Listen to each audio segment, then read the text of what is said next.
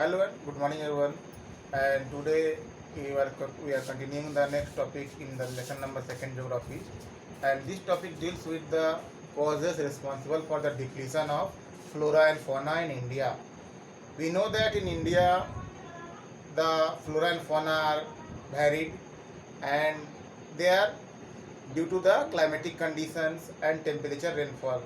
But the human beings they are exploiting the nature too much. तो कहने का हमारा ये मतलब है कि ह्यूमन बींग्स जो हैं वे नेचर को ज़्यादा एक्सप्लॉइट कर रहे हैं और इस एक्सप्लॉइटेशन का नतीजा क्या है कि फ्लोरा और फोना जो है डिप्लीट हो रहे हैं, ख़त्म होते जा रहे हैं.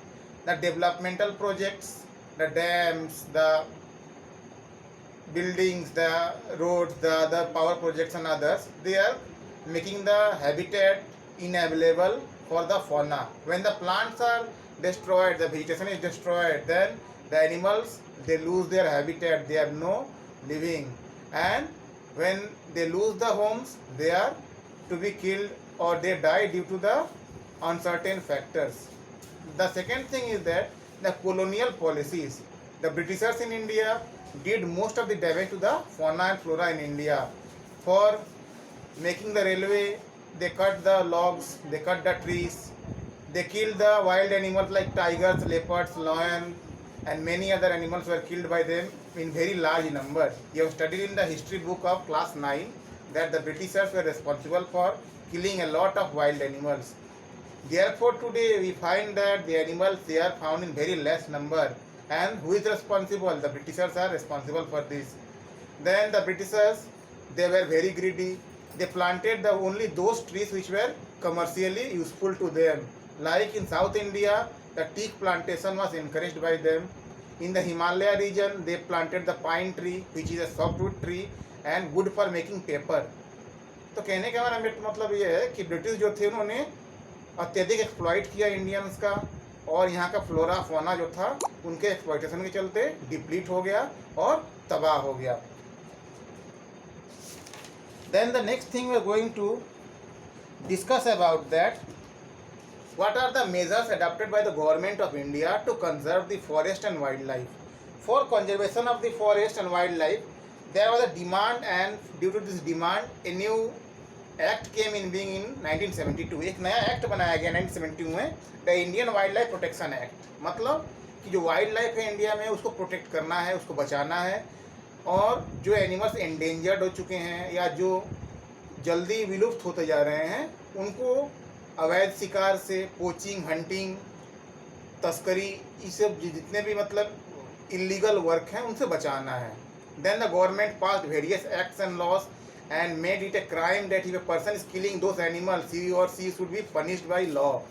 तो इस तरह से कानूनन अपराध बना दिया गया उन जानवरों जंतुओं को, अवैध शिकार को, and in this way the animals are protected.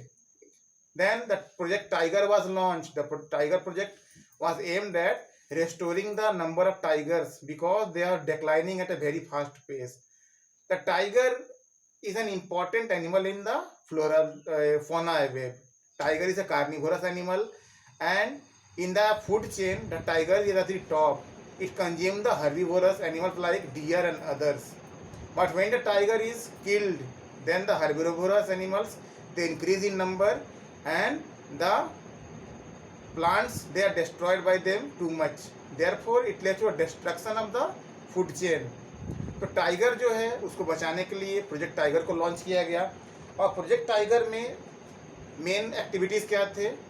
The creation of wildlife sanctuaries, national parks for the welfare of the tiger. Sariska, Bandhavgarh, Kanha, Corbett, this were some of the national parks which were created for protecting the tiger for illegal hunting and poaching. The various body parts of the tiger they are prized in the international market. The skin of the tiger, the bones, the blood and the others, the eyes, they are very much prized in the market, and they are the reason why the tiger has been killed and sold in large numbers. Now we are going to the next term, the rhino. The project Rhino was also launched for protecting the rhinoceros, the one-horned rhinoceros, and the Kaziranga Park in Assam is very well known place where the rhino is protected. We know that the rhino is an animal which likes hot climate and swampy area. rhino जो है ऐसे habitat पसंद करता है जहाँ पे स्वयं को दलदल हो या वर्षा ज़्यादा होती हो. Then it is very ideally suited for the Kaziranga National Park to host the rhino. Then in this way the government made rules and regulations, created national parks, biosphere reserves and wildlife sanctuaries for protecting the animals. And many animals, they were listed that they are declining, they are endangered and they are to be protected.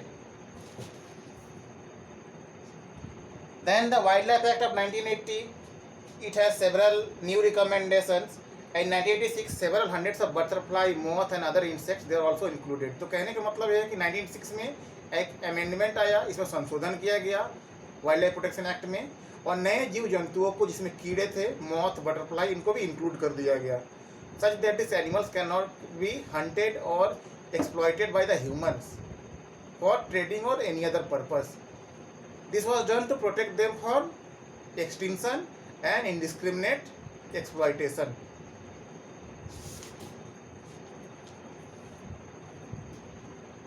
Then in today's topic, what we have learned that the government has done a tremendous work for protecting the animals and it has created laws, it has created the wildlife sanctuaries and others for the protection of animals. Now we are going to start the next topic, the distribution of forest and wildlife resources.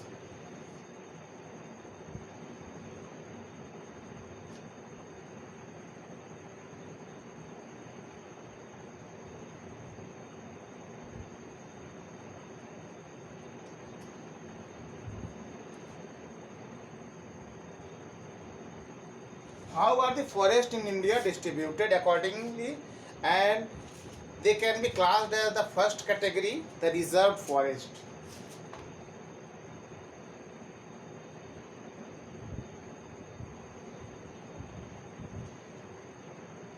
What are the reserved forests? Those forests which are very much valuable for the purpose of conservation of wildlife and vegetation, they are reserved forest. तो reserve forest का मतलब क्या होता है? आरक्षित one, और way one जिसमें बहुत वैल्यूएबल एनिमल्स या प्लांट्स अवेलेबल हैं उनको रिजर्व फॉरेस्ट घोषित कर दिया गया है और वहाँ पे पेड़ों को काटना या इंडिस्क्रिमिनेटली हंट करना एनिमल्स को ये पनिशेबल ऑफेंस है. They are protected. Then the next category is protected forest.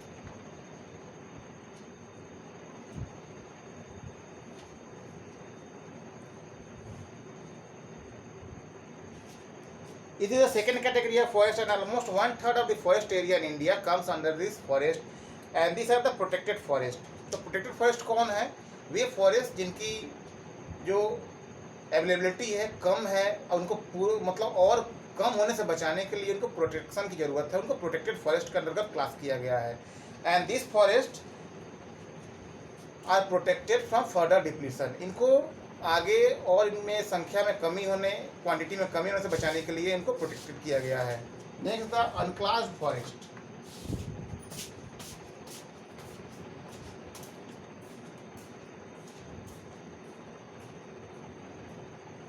What are the unclassed forests? Those forests which cannot be classified in a particular category. Way forest जिनका category में किसी भी जो पहले बताया जा चुका है उसमें क्लास करना संभव नहीं है.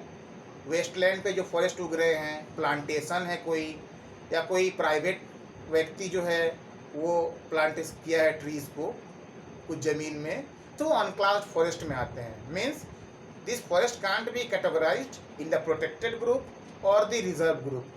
Those forests are called unclassed forest. Now the reserve and the protected forest they are referred as permanent forest estates. अब हम आते हैं importance पे.